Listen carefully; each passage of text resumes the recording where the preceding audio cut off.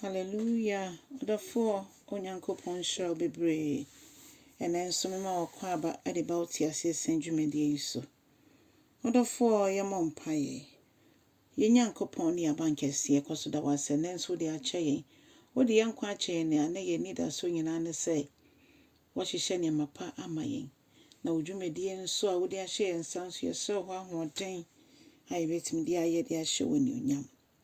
Yeda wase.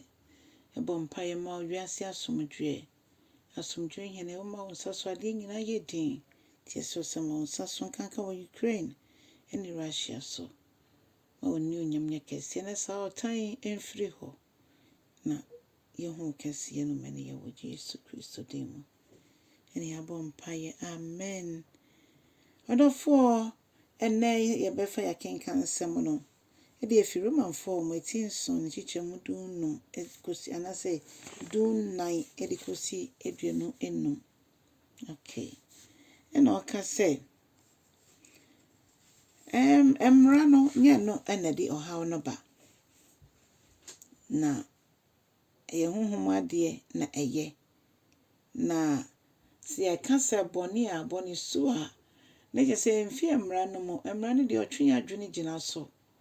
Ne mom yankasa nso ayate asem no anamo edi betu no eno ena ekire ti emfe nto anamompa a eya bɔne yedi tu anamompa a ehye Awurade anuonyam na sabre Paul peso kacha yense yede emra no ekekire ye ho ne yakasa emra no na yedi so a odofo obi ene obetim de emra no edi bɔne so da bi ne sanka Moses mabre so nka bɔne nyina be yire fi wiase fi se sabre Onyankopon ema Moses hwemra bebre ema Joshua so ba obehye bi to aso na so nyamra no ena gi nipa ne fi bɔne mu ewuma no mo asa koto omo bɔne mu biom na asedan kenya mese ni nyina mu no Paul etwe ya adwene gina so sei ade baako ena wehu ewa abrabo mu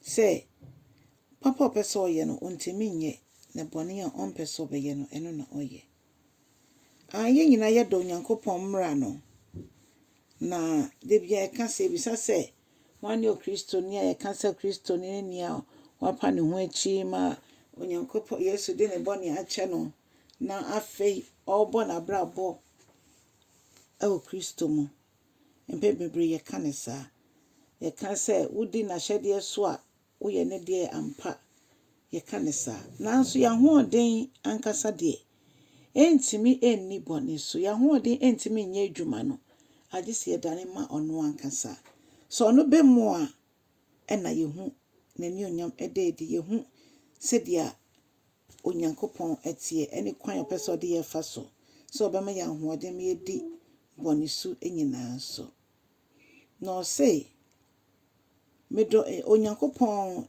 ne mra asem no ede makoma nyina edo ne mra asem no nemom tumi foforo bi nso etimi mu a ene honhom no de no ekon na ebasa na yadwuma ye bebre nti nyame ka ye no kure nie nti mede me homa Yesu ye no kure se meko heaven na me wo Kristo ani ade nti na me bebrebe eni ma bebre ne ba ya adwemo na so Nyankopon ema ya ate ase onam Paul so ka cho yensese ye nyankoa ema bɔne biom ye nyakoa enkoa ma bɔne biom eno nti enam nipa ba ko so ma bɔne aba Onyankopon so nam Yesu so ama ɔgye ne nkunimdi aba eno nti odofo ye wadwen ye na da Onyankopon ase ɔno a ɔye yenjidie ne fareba ɔno eno ɔma ye nkyeremu ewo fra ɔde afra ye no waboa ye nyame nkronkron aboa ye kosi se ye be di dwumedi nyame de ahye yensa Onyankopon dom boa ye na nyame ka nyina ne se cha asam no no foforo nso enye bi emfa ncheche ne ho